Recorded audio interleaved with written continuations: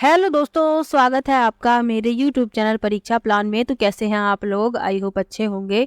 तो चलिए आज की साइंस की प्रैक्टिस को शुरू करते हैं और आते हैं प्रश्नों पर। सभी प्रश्न महत्वपूर्ण हैं, तो कृपया वीडियो में अंत तक बने रहिए।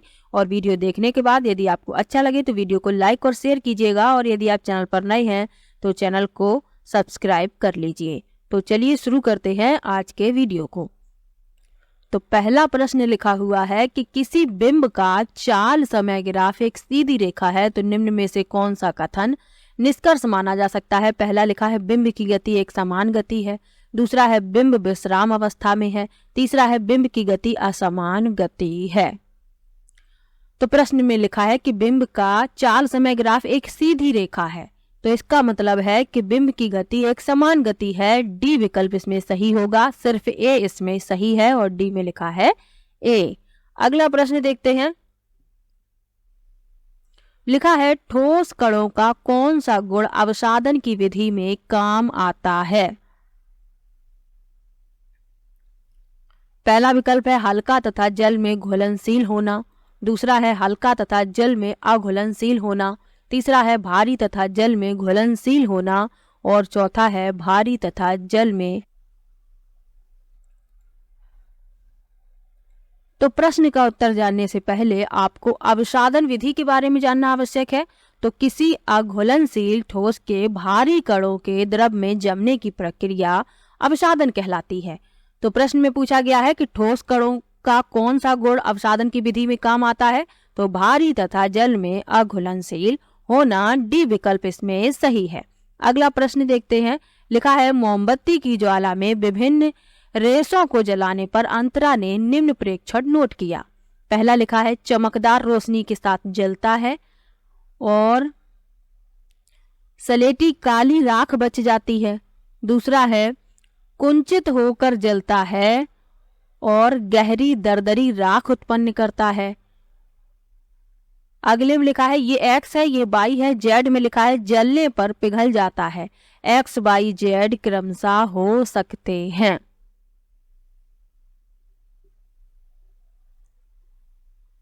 तो एक एक पढ़ेंगे और एक एक के बारे में निष्कर्ष निकालेंगे कि क्या हो सकता है। तो चमकदार रोशनी के साथ जलता है और स्लेटी काली राख बच जाती है, यानी कि ये क्या हो सकता है? ये रेशम हो सकता है। अगला पढ़ लेते हैं, फिर देखते हैं विकल्प में कौन सा मैच हो रहा है। कुंचित होकर जलता है और गहरी दरदरी राख उत्पन्न करता है, तो ये होता है डेनिम। तो डेनिम क्या होता है? एक टील बुनाई का उपयोग करके सूती रेशे से बनाया जाता है और कुंचित होकर जलता है। तो ए तो एक्स तो हो गया रेशम, वाई हो गया डेनिम, और इस क्रम में सी नायलॉन होना चाहिए, जेड नायलॉन होना चाहिए। जलने पर पिघल जाता है, तो सी विकल्प इसमें सही है। जो नायलॉन होता है ये जलने पर पिघल जाता है।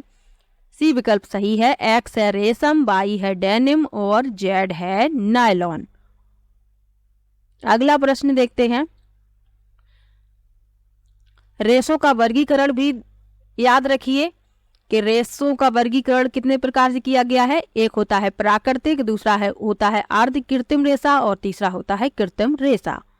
प्राकृतिक रेशे वे होते हैं जो जानवरों से और पादपों से प्राप्त किए जाते हैं। अगला प्रश्न देखते हैं। लिखा है यदि यह मान लिया जाए कि प्रत्येक केस में प्रयुक्त सेल और बल्ब एक समान है, तो निम्न में से किस सरल श्रेणी क्रम पर पथ में बल्ब अधिक उद्दीप्त होंगे? पहला है एक बल्ब तथा एक सेल, दूसरा है एक बल्ब तथा दो सेल, तीसरा है दो बल्ब तथा एक सेल, और चौथा है दो बल्ब तथा दो सेल। तो यदि बल्ब को श्रेणी पर्वतों में जोड़ा जाए तो सभी बल्बों में धारा समान होगी। यहाँ लिखा है कि श्रेणी क्रम पर पथ में बल्ब अधिक उद्दीपित होंगे, तो श्रेणी क्रम में यदि जोड़े गए तो सभी बल्बों में समान रूप से धारा प्रवाहित होगी। और इसमें पूछा गया है कि बल्ब अधिक उद्दीप्त होंगे किस सरल श्रेणी क्रम में? तो जिसमें एक बल्ब और दो सेल जोड़े जाएंगे वह अधिक उद्दीप्त होगा बल्ब। बी विकल्प इसमें सही है। अगला प्रश्न देखते हैं। लिखा है थायराइड ग्रंथि के उपयुक्त कार्य के लिए ए की आवश्यकता होती है और उसकी कमी बी उत्पन्न करती है। यह एक विशेष क्षेत्रीय अभाव जनित रोग है जो कि प्रायसी क्षेत्रों में रहने वाले लोगों को होता है। ए का अभाव बच्चों में डी भी उत्पन्न करता है। अब आपको ABCD बताने हैं कि क्या है। तो थायराइड ग्रंथि के उपयुक्त कार्य के लिए ए की आवश्यकता होती है और उसकी कमी बी उत्पन्न करती है, और यह एक विशेष क्षेत्रीय अभाव जनित रोग है जो प्रायसी क्षेत्रों में रहने वाले लोगों को होता है, और ए का अभाव बच्चों में डी भी उत्पन्न करता है। तो यानी कि ए की आवश्यकता होती है थायराइड ग्रंथि के उपयुक्त कार्य के लिए, तो वह होती है आयोडीन की आवश्यकता। तो ए तो हो गया आयोडीन। उसके बाद लिखा है कि उसकी कमी बी उत्पन्न करती है। तो आयोडीन की कमी से कौन सा रोग होता है? गॉइटर हो जाता है, जिसे घेंगा रोग कहते हैं और गलगंड भी कहते हैं। तो बी हो गया गॉइटर। उसके बाद क्या लिखा है? यह एक विशेष क्षेत्रीय अभाव जनित रोग है जो प्रायसी क्षेत्रों में रहने वाले लोगों को होता है। तो यह पर्वतीय क्षेत्रों में रहने वाले लोगों को होता है। तो सी हो गया पर्वतीय, और ए का अभाव बच्चों में डी भी उत्पन्न करता है, यानी कि आयोडीन की कमी हो जाती है तो बच्चों में मानसिक मंदन हो जाता है, मानसिक मंदता हो जाती है। तो ए हो गया आयोडीन, बी हो गया गॉइटर, सी हो गया पर्वती और डी हो गया मानसिक मंदन, यानी कि डी विकल्प इसमें सही है। ये आप अलग से भी ऐसे याद रखिए कि आयोडीन की कमी से कौन सा रोग हो जाता है और इसकी कमी से बच्चों में मानसिक मंदता भी हो जाती है, क्योंकि ये अलग से भी पूछा गया है, तो आपको याद रखना है। अगला प्रश्न देखते हैं। लिखा है निम्न में से कौन सा कथन सत्य नहीं है? छाया निर्माण के विषय में निम्न में से कौन सा कथन सत्य नहीं है? पहला है पीला बिंब काली छाया उत्पन्न करता है। दूसरा है छाया केवल अपारदर्शी बिंबों द्वारा उत्पन्न की जा सकती है। तीसरा है छाया की लंबाई सर्वदा बिंब की लंबाई के समान होती है। और चौथा है छाया का आकार प्रकाश के स्रोत तथा बिंब के बीच की दूरी पर निर्भर करता है।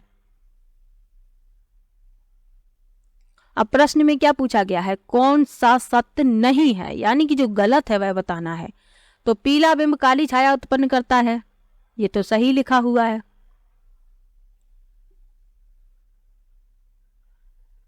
छाया केवल अपारदर्शी बिंबों द्वारा उत्पन्न की जाती है, ये भी सही है। छाया की लंबाई सर्वदा बिंब की लंबाई के समान होती है, ये गलत है और गलत ही पूछा गया है, तो इसका उत्तर होता है सी विकल्प।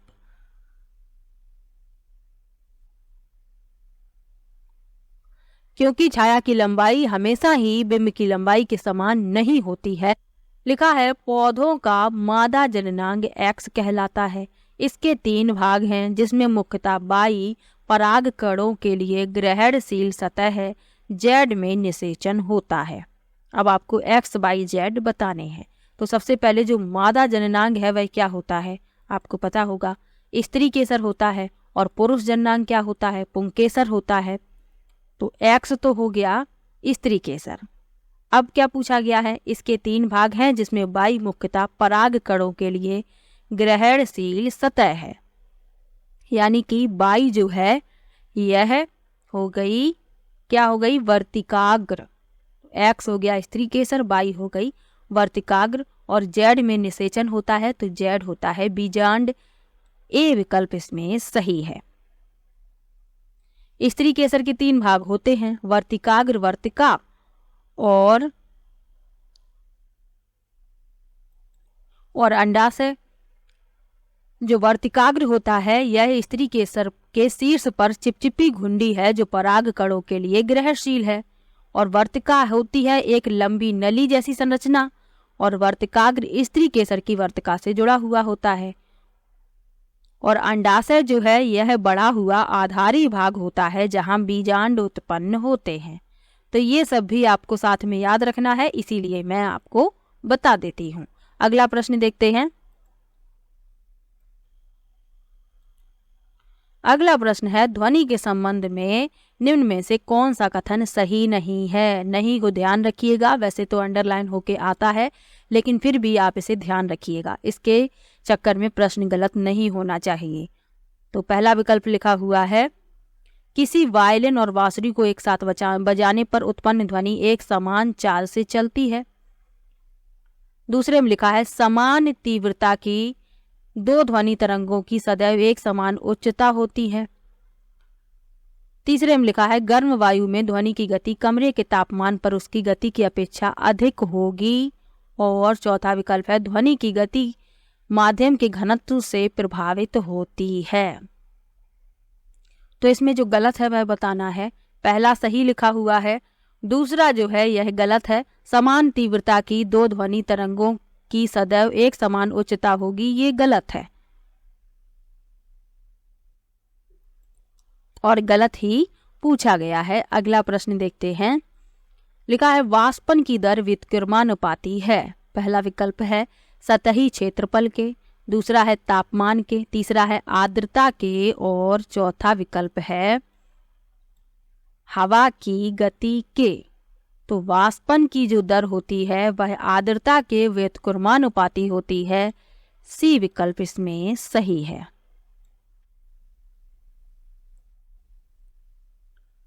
अगला प्रश्न देखते हैं।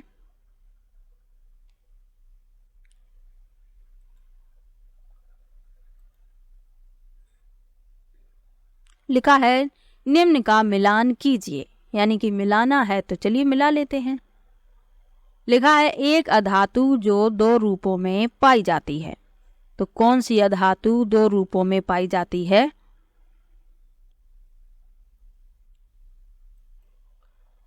तो इसमें देख लेते हैं। तो इसमें जो ए का मिलान होगा वह होगा तीसरे से, यानी कि कार्बन जो है दो रूपों में पाया जाता है। यह ऐसी धातु है जो दो रूपों में पाई जाती है, तो ए को मिला देंगे तीसरे से। उसके बाद कहा गया है एक अधातु जो कमरे के तापमान पर द्रव है। तो कमरे के तापमान पर द्रव होती है ब्रोमीन, तो बी को मिला देंगे चौथे से। ए को तीसरे से, बी को चौथे से। उसके बाद क्या कहा गया है, एक धातु जो पीतल तथा कांसे का घटक है। तो पीतल और कांसे का घटक कौन है? तो सी को मिला देंगे पांचवें से, कॉपर से। उसके बाद लिखा है एक अधातु जो जल को रोगाणु मुक्त करने में प्रयुक्त होती है। तो जल को रोगाणु मुक्त करने में क्लोरीन प्रयुक्त होती है, इसे पहले से मिला देंगे। और एक धातु जो विद्युत लेपन में प्रयुक्त होती है, एक ही बचा है, इसे जिंक से मिला देंगे। तो ए का तीसरा, बी का चौथा और सी का पांचवा, यानी कि डी विकल्प इसमें सही हो जाएगा। डी विकल्प इस प्रश्न का उत्तर है। अगला प्रश्न देखते हैं। लिखा है मानवों में सिराओं के संदर्भ में निम्न में से कौन सा कथन सही है? पहला लिखा हुआ है ये अधिकतर हृदय की ओर कार्बन डाइऑक्साइड रुधिर ले जाता है। दूसरा है इसकी भित्ति मोटी होती है। तीसरे में लिखा है इनमें पार्ट होते हैं जो रुधिर को एक दिशा में प्रवाहित करते हैं। और चौथे में लिखा है यह त्वचा के नीचे पृष्ठ पर अवस्थित होती हैं।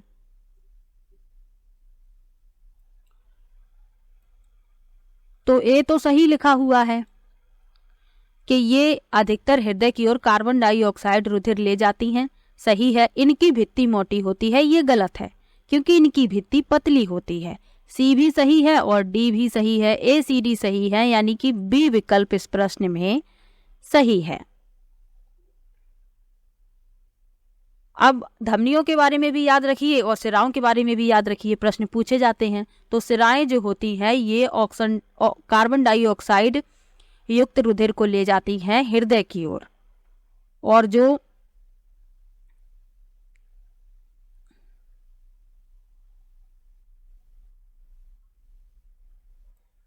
ऑक्सीजन रहित जो रक्त होता है उसे हृदय से दूर ले जाती हैं। लेकिन जो फुफ्फुस सिरा होती है उसमें ऑक्सीजन युक्त रक्त ले जाया जाता है, और ये भी आपको याद रखना है।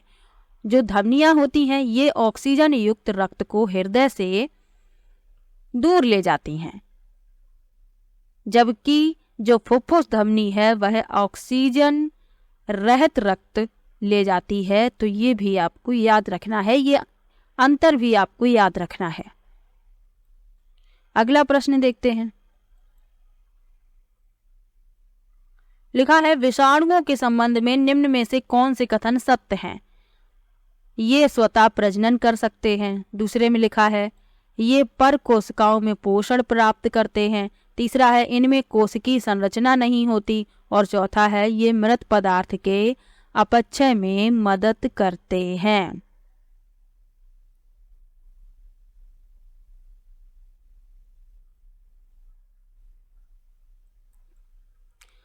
तो ए जो है ये गलत है, ये स्वतः प्रजनन नहीं कर सकते हैं।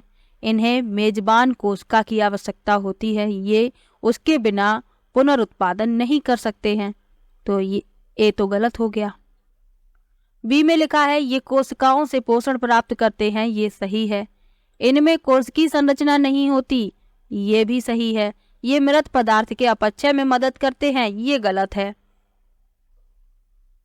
बी और सी केवल सही है, यानी कि सी विकल्प इसमें सही है।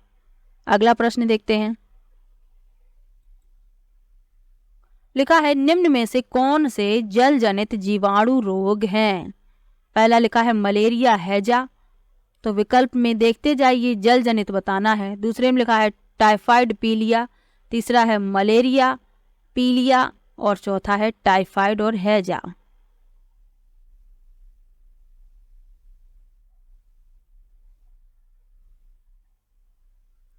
अब पहले में मलेरिया दे दिया गया, तो मलेरिया तो मच्छरों से होता है, तो पहला विकल्प तो हो नहीं सकता।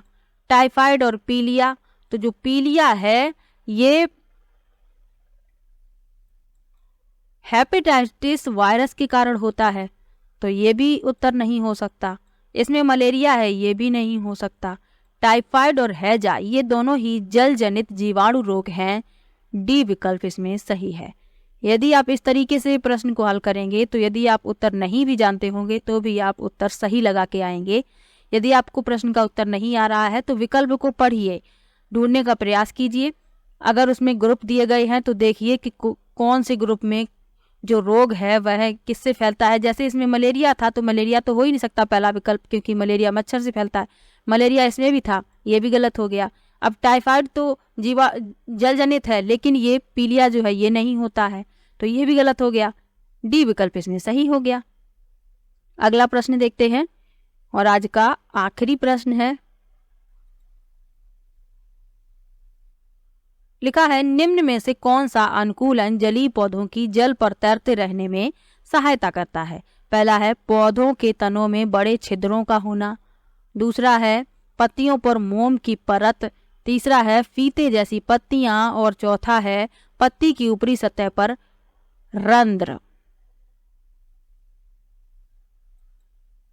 तो जलीय पौधों को जल में तैरने में सहायता करते हैं पौधों के तनों में बड़े छिद्रों का होना। पहला विकल्प इसमें सही है। तो आज की वीडियो में कुल 15 प्रश्न लिए थे। किसी भी प्रश्न में आपको डाउट हो तो आप कमेंट बॉक्स में जरूर लिखिएगा, मैं सभी के कमेंट का रिप्लाई देती हूँ। आपको अगर डाउट हो तो आप कमेंट में जरूर लिखिएगा।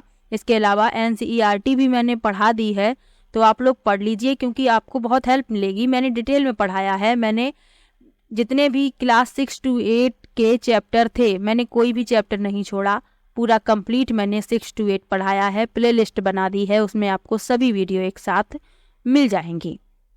इसके अलावा मैंने प्रीवियस ईयर के सभी क्वेश्चन भी करवा दिए हैं।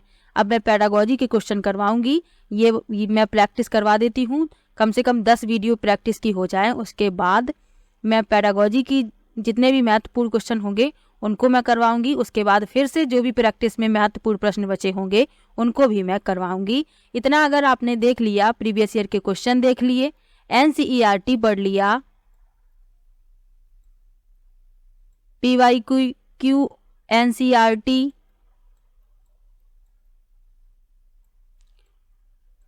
और प्रैक्टिस की जितनी वीडियो आपने देख ली, तो आपको साइंस में अच्छे नंबर लाने से कोई भी नहीं रोक सकता। आप सभी प्रश्न को हल करके आएंगे।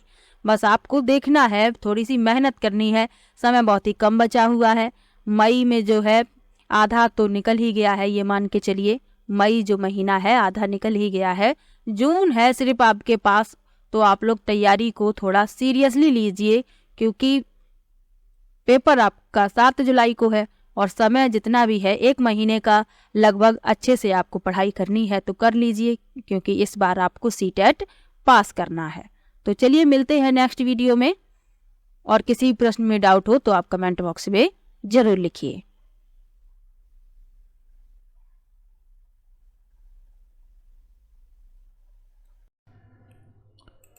वीडियो कैसा लगा कमेंट बॉक्स में ज़रूर बताइएगा। वीडियो को लाइक कीजिए, शेयर कीजिए और चैनल को सब्सक्राइब कर लीजिए। मिलते हैं नेक्स्ट वीडियो में, तब तक के लिए बाय बाय।